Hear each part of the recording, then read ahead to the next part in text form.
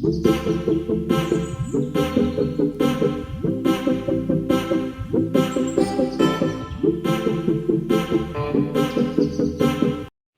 दर्शक बंधु, इप्सिता किचन को आपण समस्त को अनेक अनेक स्वागत।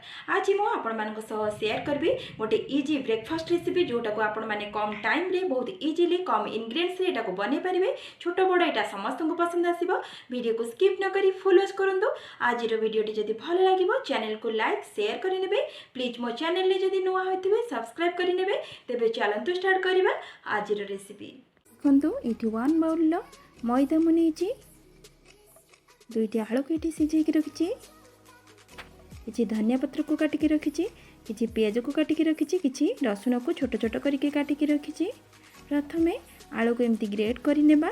देखंतु एमती सिझा आलू को ग्रेट कर नौची। ग्रेट कर नेली ताको मिक्सिंग बाउल को दे दउची। तापर सेतिरे काटी रखिथिबा पियाज को दे दउची, काटी रखिथिबा रसुण को दे दउची। आपण माने सब जिनिस को मेजरमेंट करके नेबे। 1 स्पून रेड चिली पाउडर को दे दूची। भल से ताको स्पैचुला साहाय्य मिसई नौची। आपण माने चाहिले स्पून साहाय्य मिसई नहीं पारिबे। देखंतु एबे मिसई नेली। तापर सेथिरे 1 बाउल मैदा को मिसई दउची। देखंतु मैदार क्वांटिटी अनुसार आपण माने आलू नेबे। स्वाद अनुसार लूण को दे दउची। 1 स्पून रिफाइन ऑयल को दे दउची। ताको व्हिस्कर साहाय्य भल से मिसई नौची। देखंतु आपण माने चाहिले हाथ में मिसई पारिबे। तापर अल्प अल्प पानी देके ताको भल से मिसई नेबा।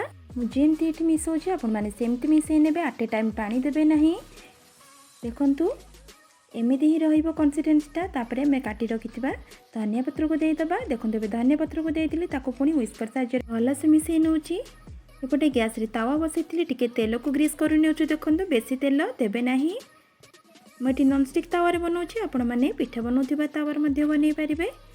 एबे बैटर को देदेली, टिके मोटा करके देबे। एटा को बेसी पतला करेंगे नहीं, जेहेतु मैदा एवं आलू पड़ी भांगी जबार बहुत चांस थाए उठेला बेलू को। एबे तेल को देखंतु ग्रीस कर नौ टिके साइड रे। लो टू मीडियम फ्लेम रे एटा को करिवे।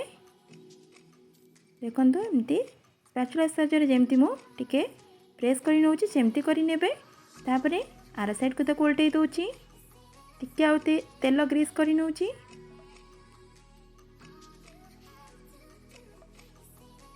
टिके पुनी स्पैचुला साहाय्य जेमती मु प्रेस करछि आपण माने सेमती प्रेस करि नेबे। एबे हे गला। देखंतु मु प्लेट को काढी नौची। आपण माने काढिला बेले टिके केयरफुली काढुथिबे, नहले भांगी जिवो। पुनी आ गोटे बनै नौची। देखंतु सेम प्रोसेस रे निश्चय आपण माने थरे एटा को बनातु। बहुत ही टेस्टी लागिबो खाइबा पई। बहुत ही इजीली मध्य बनि जिवो। पिला मानको मध्य बहुत ही पसंद आसीबो। देखंतु एबे स्पैचुला रे जेमती मु प्रेस करि नौची सेमती करि नेबे। तापर आर साइड को ताको उल्टे दउची। देखंतु गोटे साइड हेई आसलानी। ताको टिके तेल ग्रीस करि नौची। बेसी तेल भी एथिरे दरकार पड़िबोनी। एबे हेई गला। ताको प्लेट को काढी नौची। सेम प्रोसेस रे मु सबु जलखिया को बनी नेली। ताले एठी हमर रेडी हो गला सकाळ पई जलखिया। आपण माने निश्चय बनातु। समस्त एटा पसंद आसीबा। पिला मानकु इजीली एटा को टिफिन ने बनै कि दे पारिबे। एमदी टमाटो सॉस दे कि खाइबे भी, जे कोनोसी सॉस दे कि एटा को आपण माने खाइ पारिबे। बहुत ही टेस्टी लागिबो। निश्चय बनेबे। बनै साला पर आपण मानक अनुभव मो सह शेयर करिवे। ताले आज पई रहूची। नमस्कार, बाय, जय जगन्नाथ।